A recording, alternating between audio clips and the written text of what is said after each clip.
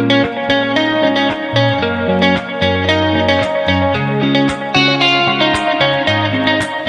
everyone, it's Dr. Rick.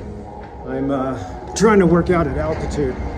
I'm in Denver, taking my family out to see some of the summits that I do with my hikers. My family is not a hiking family, but I still want them to experience how it feels to be on top of the world. I've exercised since 18, and I've come and go with my practice, but I've never let it go because I think there's value to it. Not only to feel good, but also to preemptively strike and get muscle into my muscle bank account, because I'm going to be 62 next month and I can feel the fatigue coming on.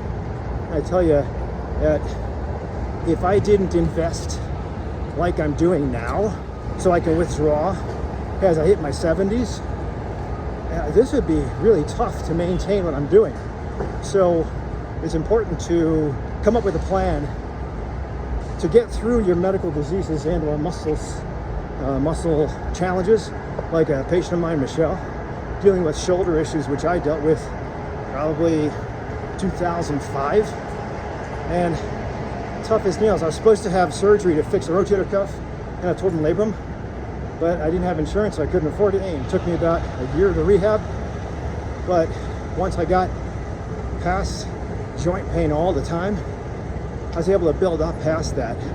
So I fine-tuned it over the last 20 years, but the problem is it every once in a while comes back to haunt me, and it just reminds me that if I take too much out of that muscle bank account, my muscles remind me, put stuff back in.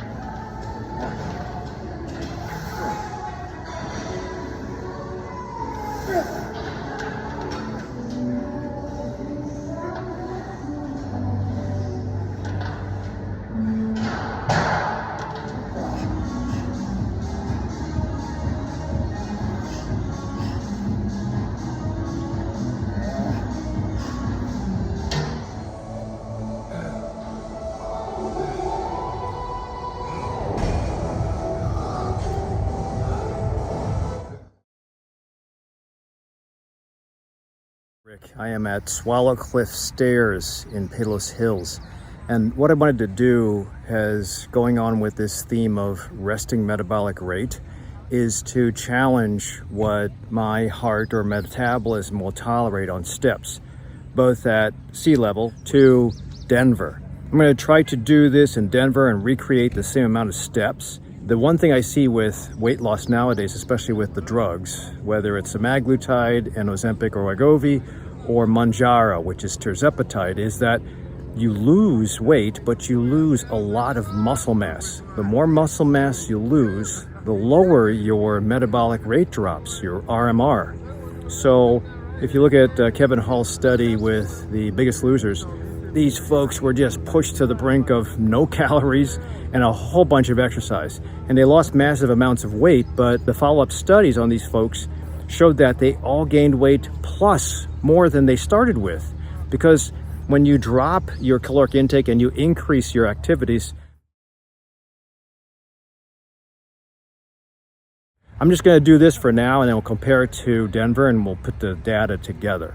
Hey, talking about testing my cardiovascular fitness, I'm at Red Rocks Amphitheater, and a whole bunch of steps that go up here. Compared to Swallow Cliff in Illinois, I don't know how many steps this is, I'll count it later.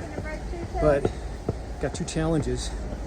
One is I'm at altitude, and again, it's harder to extract oxygen at higher altitude than Chicago. Bottom line is, if we have a level of fitness and you test out or push your endurance, then what cardiovascular system does is it adapts by getting healthier. Metabolism learns to extract as much oxygen as possible into the top. But it also learns to recover quickly.